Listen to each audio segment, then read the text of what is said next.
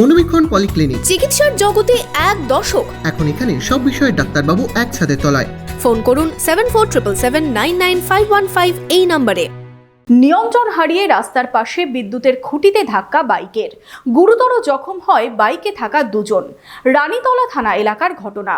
গুরুতর আহত অবস্থায় দুজনকেই মুর্শিদাবাদ মেডিকেল কলেজে ভর্তি করা হলে মৃত্যু হয় একজনের। আপনার আনন্দে আমাদের উদযাপন, বিয়ে হোক বা পার্টি, বহরমপুরে এবার luxury banquet hall at golden retreat. জেলায় একমাত্র পিলারলেস ব্যাঙ্কোয়েট, আছে স্পা, সালন, ক্লাব মেম্বারশিপের সুযোগও। বহরমপুর শিল্প তালুকে গোল্ডেন রিট্রিট।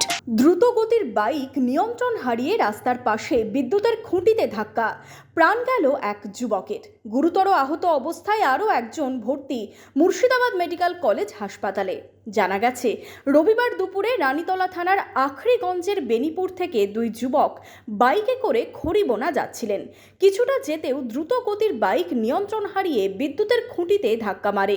গুরুতর আহত অবস্থায় খালেদ মাসুদ ও মিলনকে মুর্শিদাবাদ মেডিকেল কলেজ হাসপাতালে ভর্তি করা হলে রাতেই মৃত্যু হয় খালেদ মাসুদের। ওই বেনপুর থেকে কড়িবানার দিক যাচ্ছিল, তার পথে ওই বেনপুর গোরস্থানে ওখানে ওরা বাইকের গতি ছিল, নিয়ন্ত্রণ হারিয়ে এক পোলে টাক্কর মারে। দুজন ছিল, আমার যেটা ভাইপো মারা গেছে এবং আরেকজন মিলন বলে নাম, ও মেডিকেলে ভর্তি আছে। এবং